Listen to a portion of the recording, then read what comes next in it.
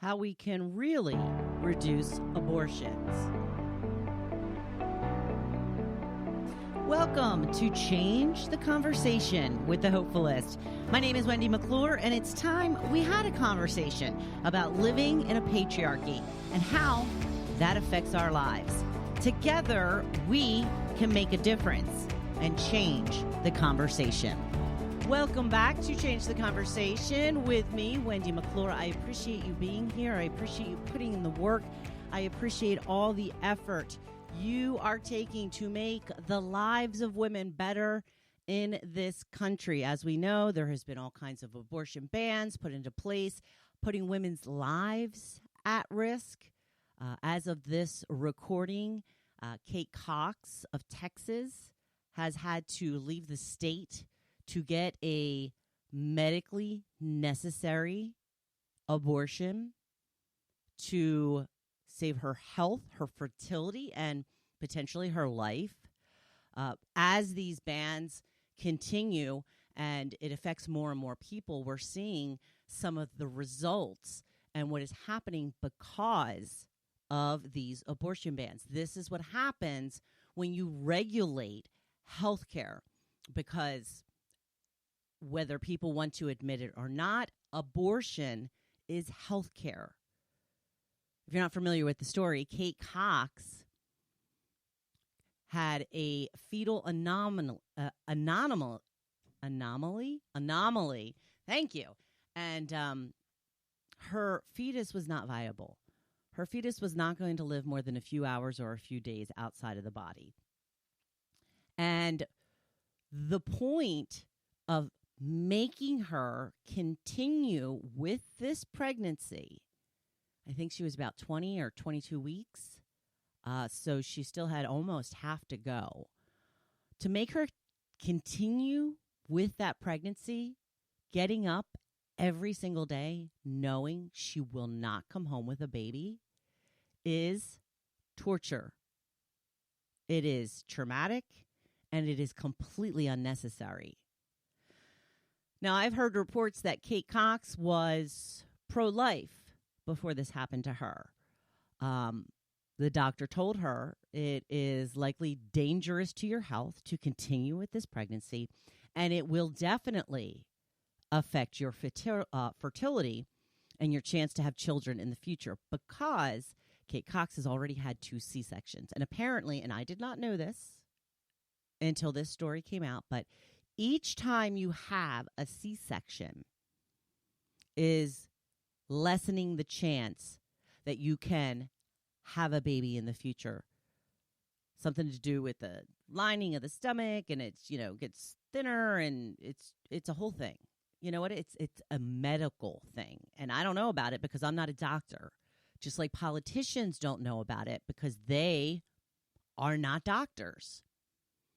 So the doctor recommended that Kate Cox have an abortion to keep her health safe and to ensure her ability to have another child in the future if she so chooses.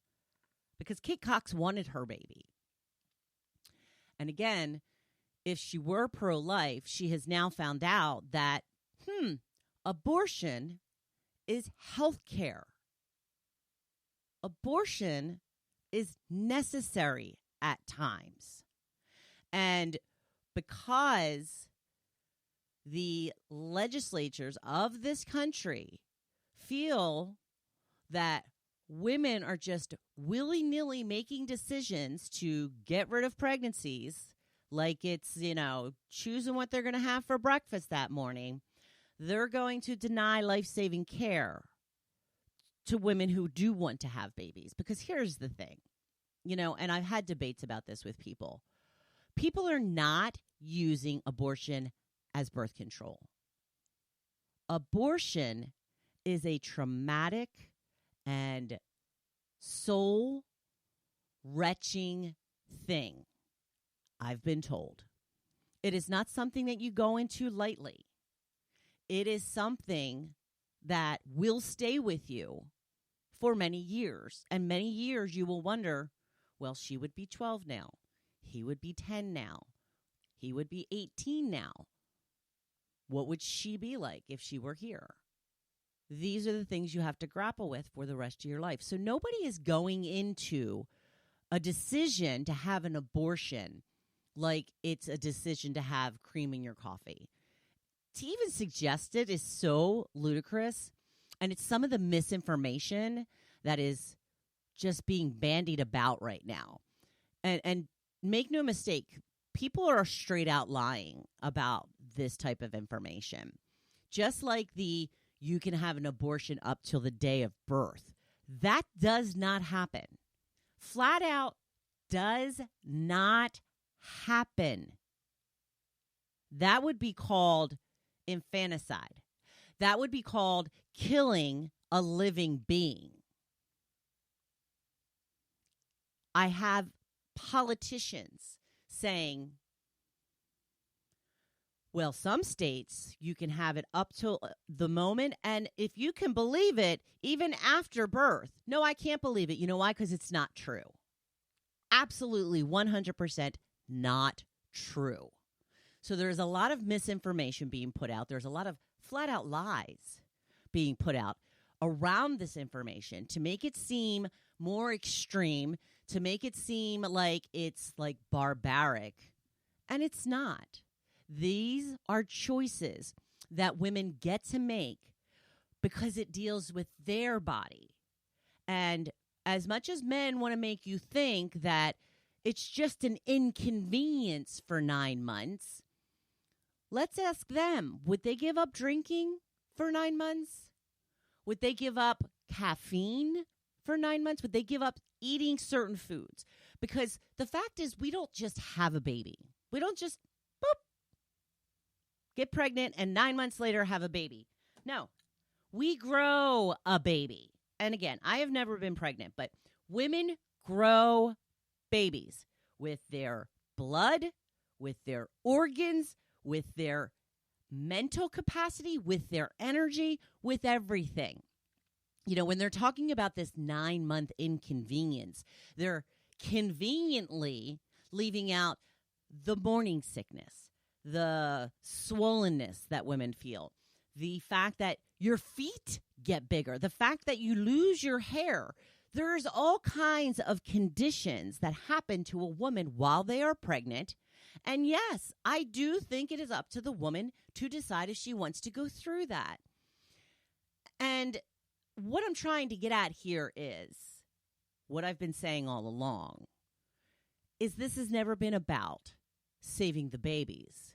This has never been about trying to stop abortions from happening, because that can be dealt with very easily. There are very easy ways to make sure that abortions go down and go down significantly.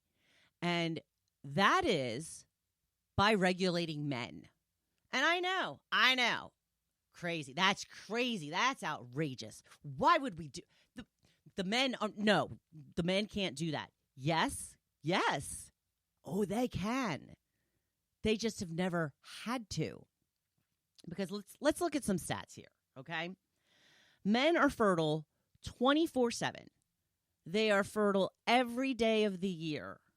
Every day of the year. They can impregnate somebody every day of the year. Women are fertile 2 to 3 days a month. 2 to 3 days a month. So, if it's 2 days a month, that is 24 days out of a year. If it's 3 days, it's 36 days a month that women are fertile. But yet we're going to take the people who are fertile at most 36 days a year and put all of the responsibility on them when it's the men who can impregnate somebody at any time. Now just think about that for a minute. Let that sink in. Does that seem reasonable? Does it seem reasonable that the women are the ones to take care of it, to be responsible for it, when, honestly, we can't control the man? I just read a book, It's called Ejaculate Responsibly. And I know that the title is a little off-putting, but in this book, she talks about how men have all of the control over what happens. They can control when that happens. Now, they will tell you that they can't, but that is not true. They can control when that happens. And when they are ready to finish, they can leave the body. I'm sure every man has done it at least once in his life. That's first and foremost. Women do not have control over that. So women also are in charge of all of the birth control. We talk about the birth control pill. If you've ever been on the birth control pill, you know there are side effects to it, to you being on it. There are hormonal changes, and there are high risks associated, especially for certain women that have certain health conditions. Yet we still put that on the woman. We even now have women responsible for carrying condoms. Why are women in charge of having the condoms? I mean, it's the simplest thing. I was watching an episode of Friends recently, and it was Rachel and Ross were together, and Monica and Richard were together, and the two girls went into the bathroom at Monica's apartment and Rachel's apartment to get a condom, and there was one left. So they're in the bathroom fighting over who's going to get the condom. Why don't the men have the condoms? Why don't men bring the condoms? Why is it on the woman to supply condoms? It is on the woman to supply and take care of everything. Everything. When there really is a very simple way that this can be taken care of. And this, I will guarantee you, will cause a nosedive for abortions. And you're going to think that what I'm about to say is outrageous, and I want you to hang in there with me. I want you to listen and then absorb it before you make a snap judgment. If men got vasectomies when they became sexually active, you can put your sperm in a sperm bank. You can get a vasectomy, which is about a 20 to 30 minute procedure, outpatient, in and out. A pregnancy, a little bit different. Now, let's think about this. A vasectomy takes 20 to 30 minutes. There's some minor discomfort, and if you want to in the future, you can have it reversed. They have come a long way with these surgeries, and like 75% of men have them reversed successfully. But meanwhile, you can still put your sperm in a sperm bank and save it for when you are ready to have children. So why is this outrageous to even consider? We are forcing women to go through 9 months of pregnancy, something that will change their bodies and their lives forever. Forever. But we can't expect men to go through a 20 to 30 minute procedure. And I have a story to tell about that. Back when Roe was first overturned, I was having a conversation with a male friend of mine about it. And I was right off the bat, this is not about life. This is not about babies. This is about controlling women. And he said, no. I actually do think it's about life. I think it's about trying to save lives. And I said, there are so many different ways they could go about this. And, it's easy for you to say that because you're not the one that has to get pregnant. He goes, but I would get pregnant. If I had a choice to carry a child and bring it to life, I would do that. Again, it's so easy to say when it's not an actual possibility. So as the conversation went on, I said, well, why can't we just have men get vasectomies until they're ready to father children? And then we'll have them reversed. And he laughed. He laughed at me. He goes, I'm not getting surgery. Literally what he said. I'm not getting surgery. Okay, what the hell do you think 9 months of pregnancy is? Do you think it's worse than a couple of minutes in surgery? Yeah, for sure it is. So here's the guy who was going to be pregnant and bring life into the world if he could choose to, but he laughed when I suggested he go under a 20 to 30 minute surgery, outpatient, minor surgery to help control the population. This is what I'm talking about. It's so easy to sit back and say, oh, I would do it. I would definitely have a baby if I could. But yet they won't go through a 20 to 30 minute procedure. It's baffling to me. This is how you truly reduce abortions, is you have the men be responsible for their actions, because men have no responsibility in this whatsoever. They have had no responsibility put on them. They aren't held accountable for when they don't leave the body quickly enough. They're not responsible for any method of birth control, even one that you can just pick up in the drugstore and is for them. They won't have any surgery because that is laughable. So why do men get off scot-free? Why? Because this is a patriarchy. And patriarchies are built around the comfort, ease, and convenience of men. Convenience is the word I was looking for. That is what a patriarchy is. That is why everything is up to the woman. All of the responsibility is on the woman. She is to be held accountable, but men have no responsibility. Seriously, what is the responsibility that they have? They can walk away. And if the law can catch up with them, they might have to pay child support at some point. And that's, only if the law can catch up with them. And that doesn't mean they have to be a father. It just means they have to hand over some money. And I think that pales a little bit in comparison to raising a child for at least 18 years. And again, part of the conversation we need to change is we still somehow vilify the single mothers. Oh, well, all these men that are in jail come from single mothers. They come from single mothers. They're so horrible, these single mothers. Yeah, they're the ones that actually, went through 9 months of pregnancy, delivered a baby, and stuck around to raise the child.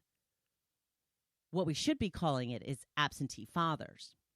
That's what's causing the children to end up in jail eventually. It's because they have no fathers. And that's not the fault of the mother. That is the fault of the father, because regardless of how you feel about the mother, you could still be involved in that child's life. And if she's making that difficult for you, you go to jail. You go to court.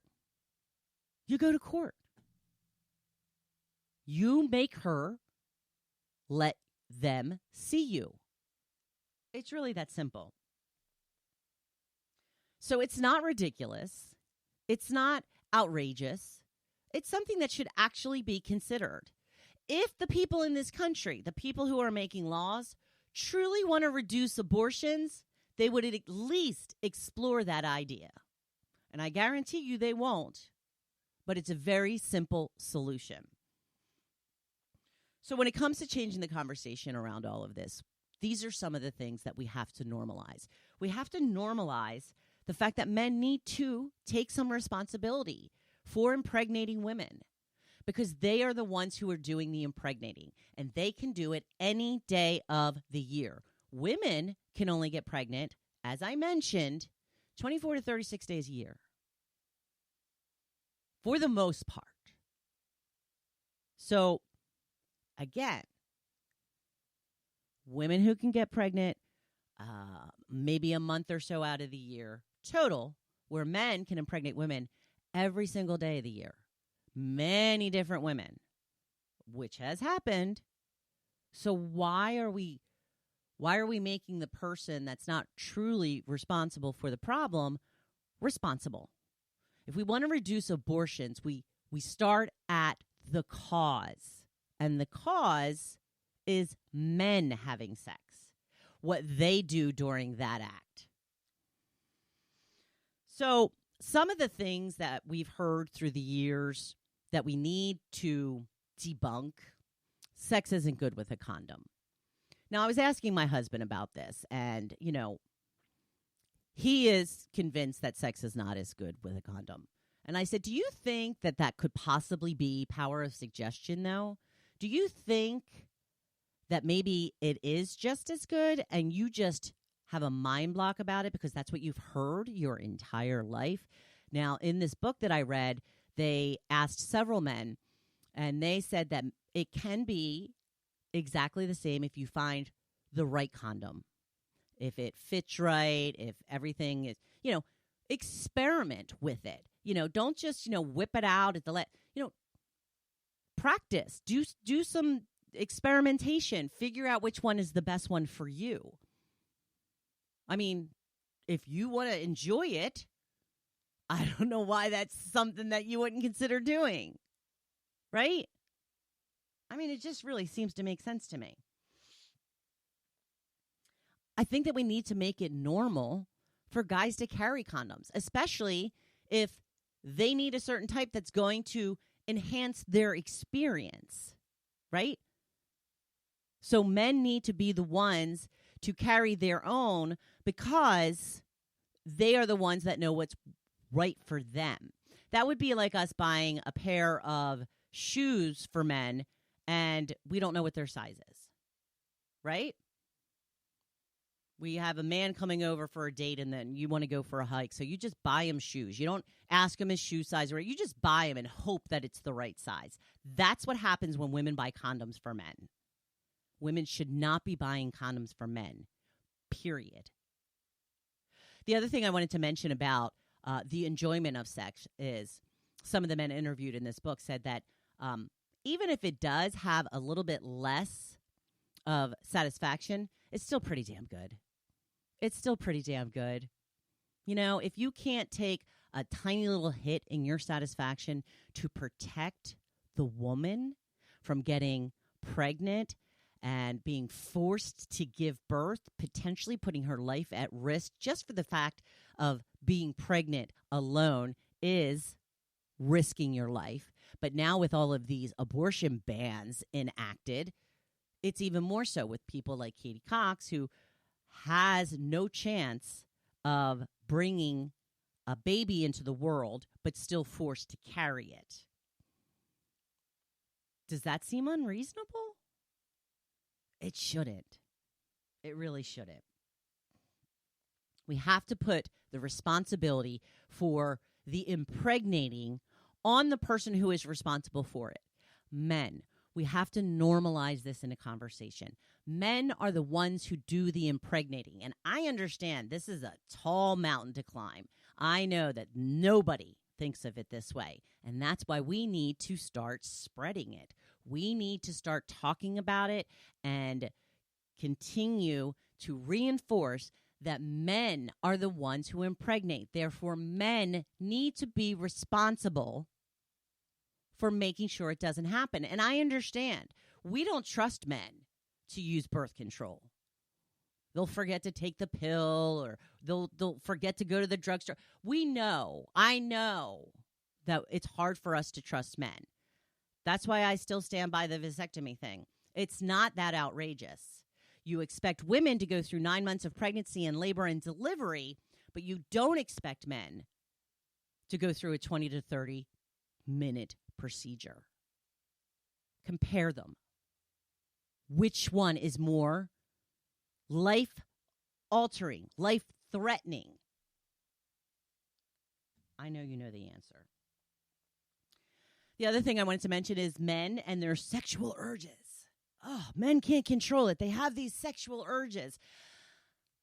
Men can control it. They can control their urges. And you know how I know? Because one of the biggest biological urges for human beings is to urinate, to go to the bathroom, to do number one or number two.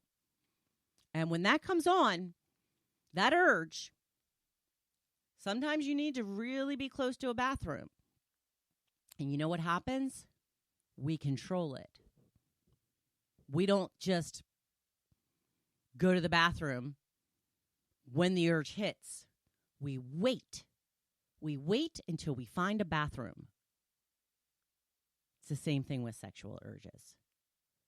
Men can control themselves. And if they can't, they may not be the leaders that we think that they are, or they try to convince us that they are. When it comes to changing the conversation, I want you to keep using the word abortion. We need to remove the stigma of that word. Abortion is not a bad word. Abortion is health care. Abortion is a choice for a woman to decide about her own life. And let's clear this up as well.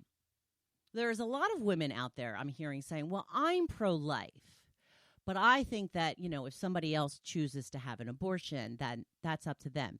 Then you're not pro-life. You're pro-choice. Pro-choice means that you think women should have the choice. You can never, ever want to have an abortion yourself. And hopefully you won't end up like Kate Cox and need one. But if you believe that your neighbor has the choice, should have the choice to get an abortion for any reason that she sees fit, then you are pro-choice. So when you hear people saying that, well, I'm pro-life, but, I think that if you wanted to get an abortion, that would be up to you. Well, then you're not pro-life. You're pro-choice. Pro-life means no abortions whatsoever. Pro-life means pro-birth, no matter what the outcome is going to be. And these legislators have shown us that they don't care about our lives. They don't care that Katie Cox's life was at risk. They don't, and here's the thing too. Katie Cox is just one woman. There are so many others that have come before her and will come after her that you have not heard about. ABC News has done a special on this and interviewed 18 women. They reached out to 50 women that have gone through the same exact scenario that Kate Cox did. Kate Cox was the first one to bring a lawsuit to go to the courts and say, hey, I need this abortion, so can you lift this extreme, ludicrous abortion ban? And the first ruling was yes. Yes, we can, because there's supposed to be exceptions for the life of the mother. But I guess the Attorney General of Texas is the one who decides what the mother's life risk has to be before they will allow her to get an abortion. She has to obviously be on death's door. And I always liken it to, imagine a man went to the hospital. It can be a woman too. Imagine somebody goes to the hospital. They have appendicitis. It's about to explode. But it could be a couple hours still. They're going to send you home and say, well, you have to endure more pain. You have to get more sick. Your life has to be more at risk before we can do anything about it. And if it happens to explode in the meantime, we're really sorry. We hope you don't die. It's exactly the same thing. It's exactly what they're condemning these women to do. So imagine what it would be like if they actually held men accountable for their actions. What would your life look like if you didn't have to worry constantly about, through your young years, am I going to get pregnant? Am I going to get pregnant? Am I going to get pregnant? I can't tell you how many times I had to worry about, am I going to get pregnant? Am I going to get pregnant? What if we shared that responsibility with men? Or even, gosh forbid, put the responsibility of it on men. How different would your life have looked back then if you didn't have to worry constantly about being pregnant? Because again, going back to the birth control thing, nobody is saying, oh, it doesn't matter if I get pregnant because I'll just have an abortion. It doesn't matter. I'm just going to go get an abortion. Yeah, it's unreasonable to think that because it's unreasonable. Women aren't doing that. So how different do you think things would be right now in your life if you weren't guilted and shamed for years for having too many partners, for being too experienced, for even now they're talking about, the podcast bros. They're talking about the number. You can't be with a woman who has a high number. That's unacceptable. Why? Because you don't want any competition? You don't want her to know how much you really suck when it comes to bed? Is that what the problem is? Is that what you're worried about? Because why do you care? Why is it okay for you to have 20 sexual partners, but if a woman has 4, she's a whore? It's so archaic. It's so ridiculous. And the fact that they are still trying to shame and guilt us today, it's completely ridiculous. It is ridiculous. So, how do you think life would look if we didn't have the double standards that we have? If we could live our lives without the shame, the judgment, and with the ease and comfort that men get to live their lives with. Because keep in mind, patriarchy has conditioned us to keep men as comfortable as possible when it's so much easier and less risky for them to be the ones to use birth control. But when I say that, I'm met with, don't be ridiculous. Why is it ridiculous? Tell me more. Tell me more about why you think it's ridiculous that men can undergo a 20 to 30 minute procedure, put some of their sperm in a sperm bag if they truly want to be a father someday, because you can still get it reversed in 75% of the time or more.